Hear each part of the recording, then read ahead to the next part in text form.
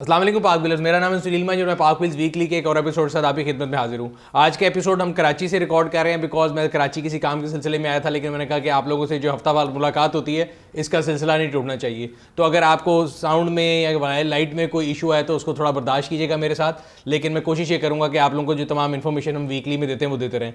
तो इस वीकली की सबसे पहली न्यूज़ ये है, जिसे मैंने आपको पहले बताया था कि अल्हम्दुलिल्लाह कोविड-19 के केसेस जब से नीचे आना शुरू हुए हैं तो एक्टिविटीज़ नार्मल जो है वो रिज्यूम होना शुरू हो गई हैं, जिनमें हमारे मेले और ऑटो शोज भी शामिल हैं। सो लास्ट संडे को इस्लामाबाद में 5 दिसंबर को हम लोगों ने बहुत अरसे बाद, तकरीबन 2 साल के बाद हमारा इवेंट था, मेले का इवेंट जो इस्लामाबाद में हुआ था ट्विन सिटीज़ इस्लामाबाद और पिंडी के लोगों के लिए, जहाँ पे हज़ारों की तादाद में बायर्स आए और तकरीबन मेरा ख्याल है 350-400 के करीब गाड़ियाँ जो हैं उस मेले के ऊपर मौजूद थी। बड़ा कामयाब इवेंट था, बड़ा अच्छा इवेंट था और आई वॉज प्लेजेंटली सरप्राइज। मैं खुद भी गया था कि वहाँ पर जितने भी लोग आए थे सब ने SOPs को फॉलो किया था कोविड-19 के, और यही चीज़ें जिनसे मिल के हम एक अच्छी जिंदा कौम होने का सबूत दे सकते हैं। अगर आप अपनी गाड़ी बेचना चाहते हैं तो पाक व्हील्स पर अभी ऐड लगाएं।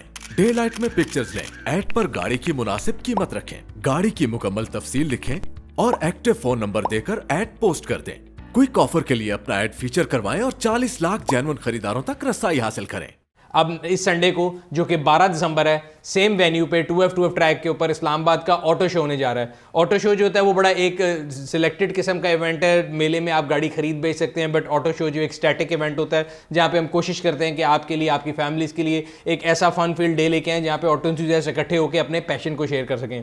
ऑटो शो में गाड़ी लाने के लिए रजिस्ट्रेशन का लिंक मैं नीचे लगा दूंगा। ये सैटरडे की दोपहर तक ऑन रहेगा। और 2-3 चीज़ें मैं आपको क्लियर कर दूं, जब आप इस लिंक के ऊपर अप्लाई करते हैं तो आपकी एप्लीकेशन रिसीव हो जाती है। इसका ये मतलब हरगिज़ नहीं है कि आपकी गाड़ी रजिस्टर हो गई। जब आपकी गाड़ी शो के लिए सिलेक्ट होगी तो आपको उसकी भी ईमेल आएगी, और अगर रिजेक्ट होगी तो उसकी भी ईमेल आएगी। यहाँ पे हमें ये समझने की ज़रूरत है कि स्पेस लिमिटेड है। रिजेक्शन और एक्सेप्शन का ये मतलब कहीं से नहीं है कि कोई अच्छा या कोई बुरा है, बट सर्टन क्राइटेरियाज हैं जिनके ऊपर जो हमारी टीम है वो गाड़ी को सिलेक्ट करती है। और अगर आपकी गाड़ी सिलेक्ट नहीं भी होती तो इसका ये मतलब नहीं कि आप ऑटो शो पे आके अपने पैशन को दूसरों से शेयर नहीं कर सकते।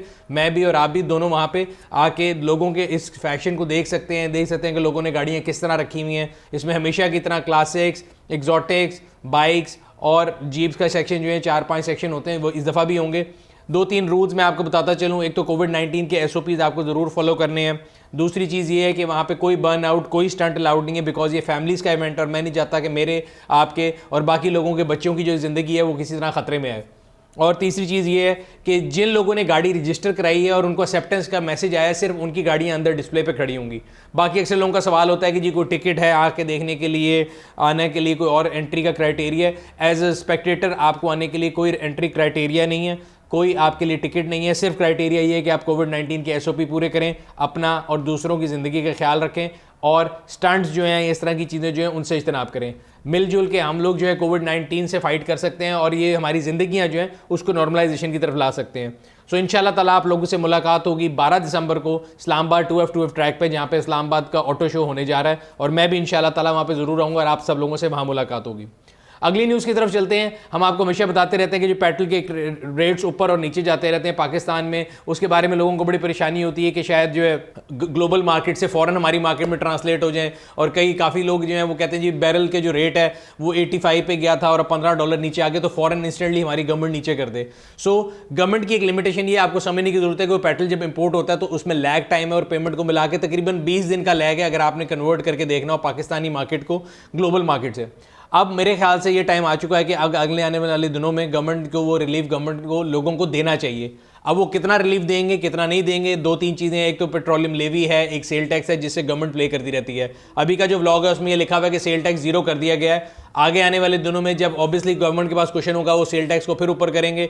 अब कितना वो लोगों के तक पास करेंगे, कितना नहीं करेंगे, ये तो आने वाला वक्त बताएगा। बट अभी के ब्लॉग में ये कह सकते हैं कि गवर्नमेंट अपना जो है लोगों के साथ ट्रस्ट डेफिसिट को हटाने की कोशिश करती है। तो FBR ने एक सर्कुलर इशू किया कि जी सेल टैक्स 0 कर दिया गया। सो पेट्रोल के बाद अगली न्यूज़ जो है वो CNG से रिलेटेड है। CNG के जितने भी यूजर्स हैं उनके लिए बुरी खबर है, और ये हर साल ही होता है जब सर्दियाँ आती हैं तो गैस की जो है सप्लाई और डिमांड के इशूज़ क्रिएट होते हैं, जिसकी वजह से सर्दियों में CNG पंप बंद कर दी जाते हैं। तो तमाम वो लोग जो गाड़ियाँ CNG पर चलाते हैं उनके लिए बुरी खबर ये है कि नेशन वाइड पूरे मुल्क में जो CNG स्टेशन है उनको बंद कर दिया गया है फर्दर नोटिस तक। आगे आने वाले टाइम में जब इनका क्लोजर या ओपन होने के बारे में कोई भी इन्फॉर्मेशन आएगी हमको जरूर बताएंगे। अगली न्यूज़ गवर्नमेंट की तरफ से, गवर्नमेंट ने आगे हमें पहले भी आपको बताया था, पिछले वीकली में भी एक न्यूज़ आती रहती है हमारी मार्केट में, और जितनी हमारे जैसे कहते हैं ना एक कुदरती आफात आती हैं जैसे कोविड-19 आए और हमारे बिजनेसेस और जो जितने भी इदारे हैं वो सारे इससे परेशान रहते हैं, हम लोग भी परेशान रहते हैं। और एक काम जो है वो गवर्नमेंट ने शुरू किया हुआ है जो हर रोज़ एक कन्फ्लिक्टिंग स्टेटमेंट देती है।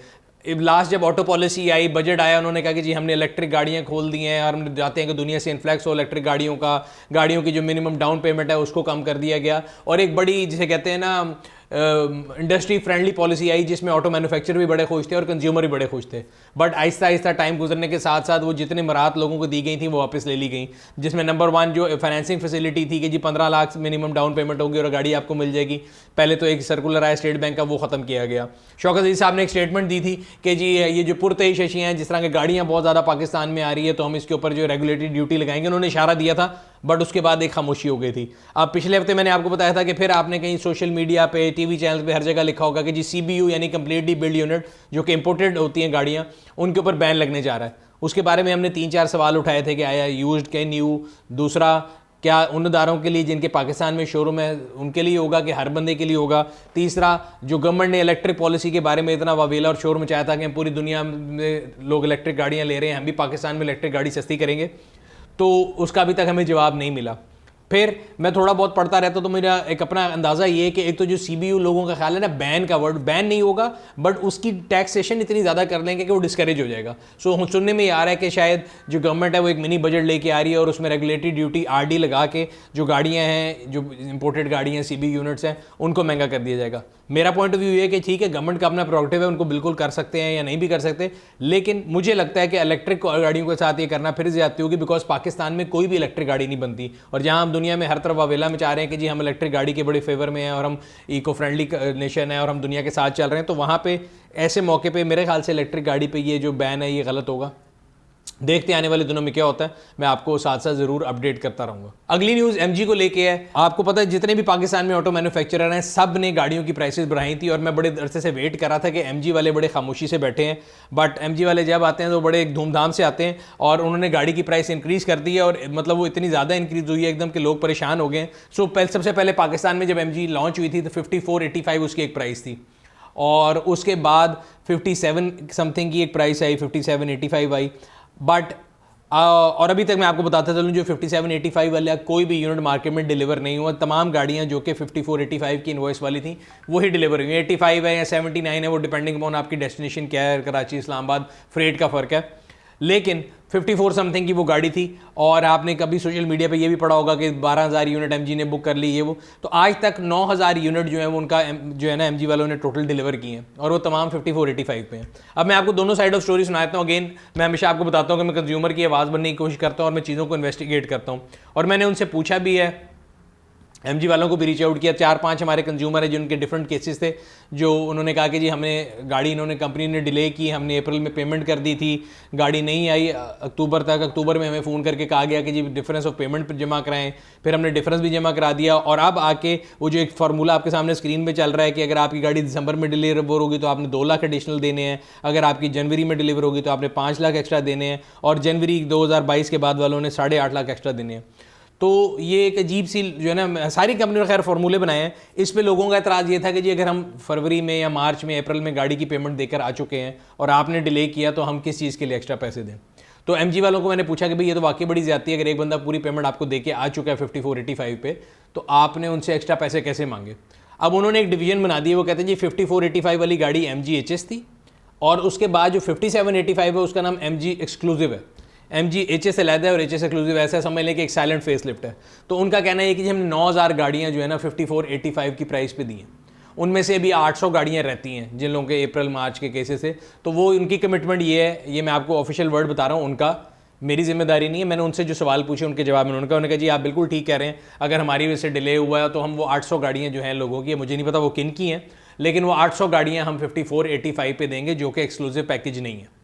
उसके बाद आ जाते हैं वो केसेस जो बैंक्स के हैं या फुल पेमेंट उन्होंने करा दी थी, बट उन्होंने 5485 जब कराई थी तो हमने उनको बताया था, MG वालों का पॉइंट ऑफ व्यू है कि आप जो गाड़ी बुक करा रहे हैं MG एक्सक्लूसिव है और इसकी प्राइस 5785 है, ठीक है जी।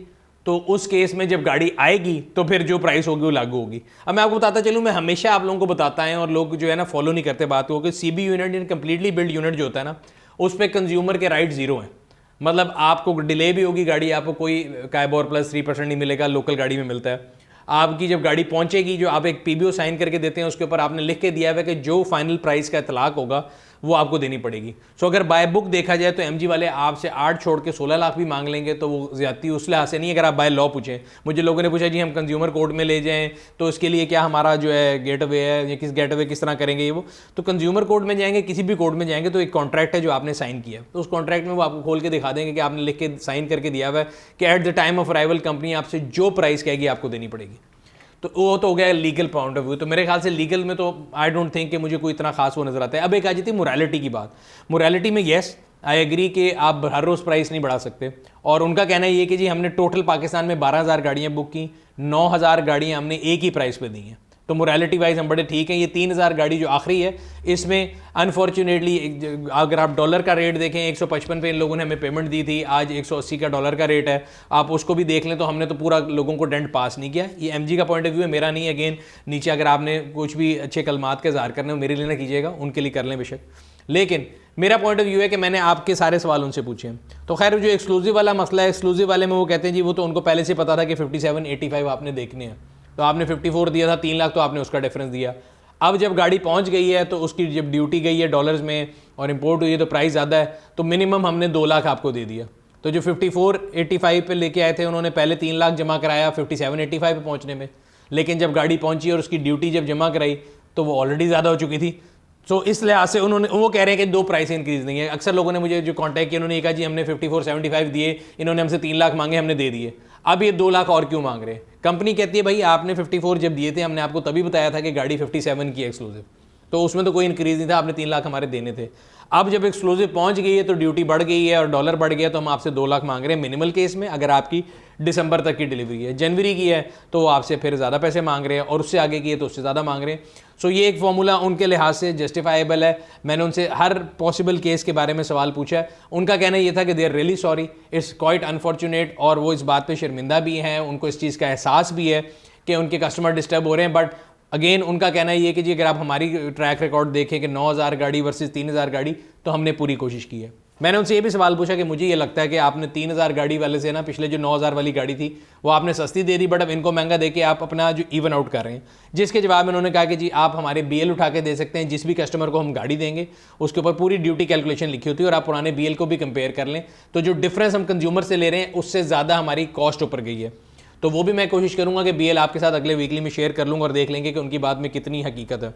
तो अब तक ये जो MG का सारा केस चल रहा था मैंने आपको बता दिया है, डिफरेंट लोगों के डिफरेंट सेंटिमेंट्स हैं। मैं आप लोगों की इस बात से एग्री करता हूँ कि अनफॉर्चुनेट है, प्राइस बिल्कुल इंक्रीज नहीं होनी चाहिए थी, लेकिन जहाँ तक उनका पॉइंट ऑफ व्यू है कि वो ये कहते हैं जी डॉलर इंक्रीज़ किया तो हमारी प्राइस इंक्रीज़ की, वरना हमें भी अपने कस्टमर को एक्स्ट्रा प्राइस जो है वो देने का कोई शौक नहीं है। डिलीवरी डिले सबको पता है, एंड अगेन मैं आपको हमेशा बताता हूँ, मेरे से जब कोई पूछता है कि जी कौन सी क्रॉस ओवर लेनी चाहिए, मैं आप लोगों को हमेशा कहता हूँ कि मेरा पॉइंट ऑफ व्यू हमेशा लोकल इंडस्ट्री के साथ इसलिए कि आप CKD गाड़ी लेंगे, आप पैसे जमा कराएंगे, 2 महीने गाड़ी नहीं मिलेगी आपको काइबोर प्लस 3 मिलेगा, और आपके पास प्रोटेक्शन के काफ़ी जो है ना कुशन मौजूद हैं। CBU यूनिट में आप अपने हाथ काट के जो है ना वो इंपोर्टर के हाथ में दे देते हैं, वो आज आए कल आए, उन्होंने आपके पास 3-4 और रीज़न है। एक तो कोविड-19 की वजह से आपके पास मेरीन ट्रैफिक बहुत ज़्यादा है, फ्रेट ऊपर चले गए हैं, चिप शॉर्टेज है, तो there are host of factor जिसके ऊपर वो आपको खिला के एंड पे आपको जितने पैसे देने पड़ेंगे सारा एक्सपोजर आपका है, उनका कोई रिस्क नहीं है। एंड दिस इज़ ट्रू, और यही हो रहा है लोगों के साथ। अब लोग पूछते हैं जी हमारे पास क्या ऑप्शन है, 2-3 ऑप्शन है। एक ऑप्शन ये है कि वो कह रहे हैं कि जी अगर आपने जो फॉर्म साइन करके दिया उसमें लिखा है अगर आप रिफंड लेंगे तो 2.5% कटेगा, वो कह रहे हैं जी हम कोई पैसे नहीं काटेंगे, हम आपको पूरे पैसे देने को वापस हैं, वो तैयार हैं। दूसरी ऑप्शन ये है कि आप वो जो पैसे मांग रहे हैं वो दिए जाएँ, और तीसरी ऑप्शन ये है कि अगर आपने लीगल राइट करना है तो बिल्कुल आप कर सकते हैं, बट मैं आपको ये बता रहा हूँ कि उसमें उनका पॉइंट ऑफ व्यू मुझे नहीं पता क्या है, वो लीगल पे कितना इंटरेस्टेड होंगे या कितना नहीं होंगे।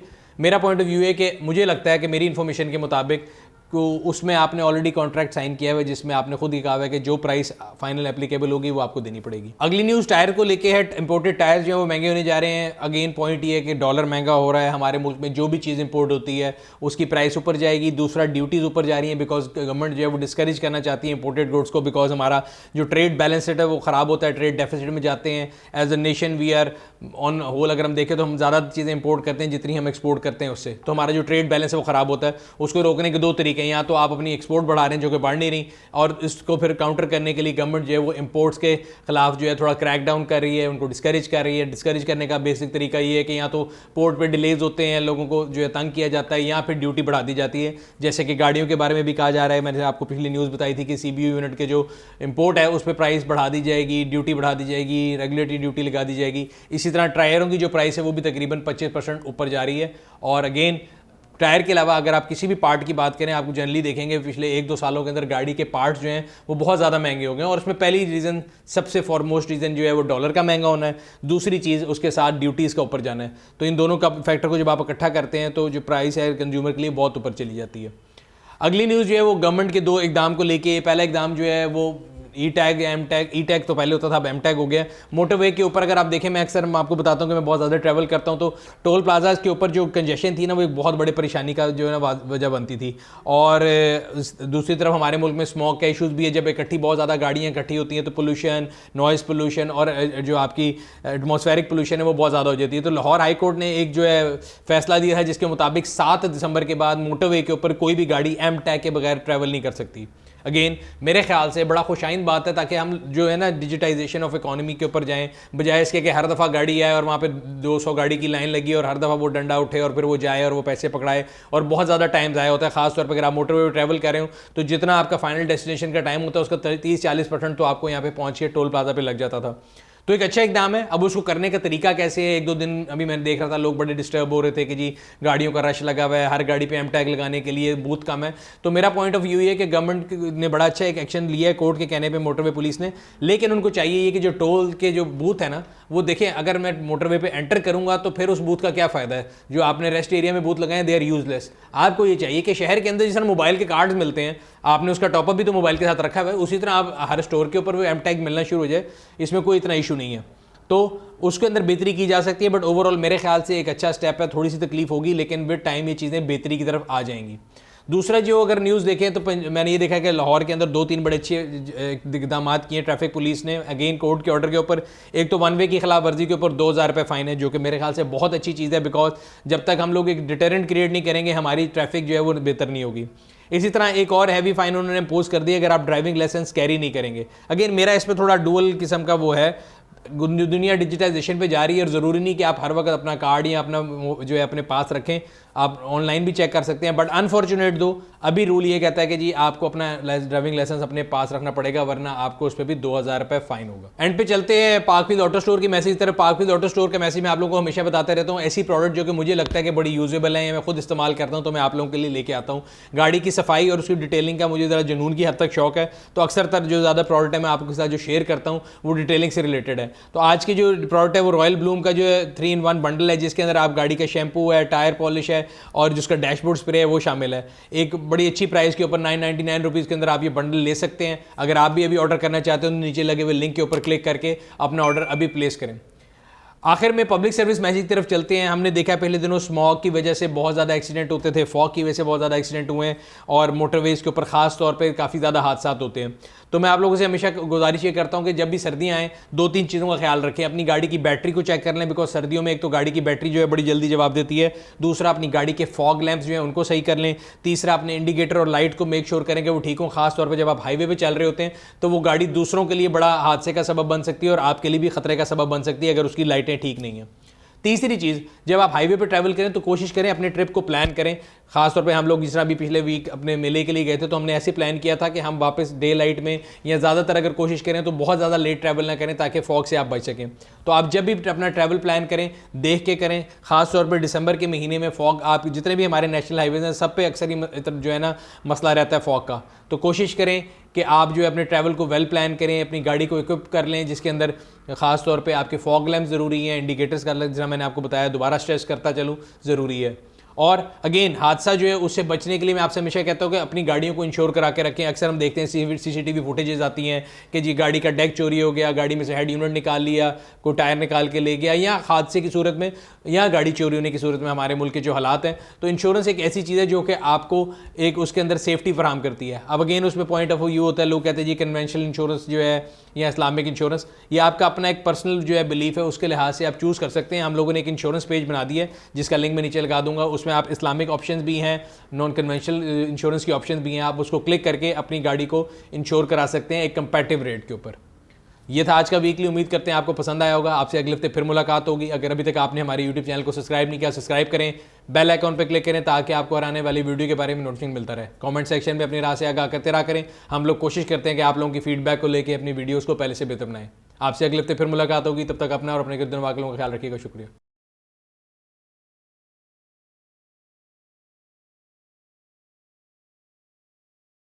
गाड़ी की डील्स ओनली ऑन पाक व्हील्स।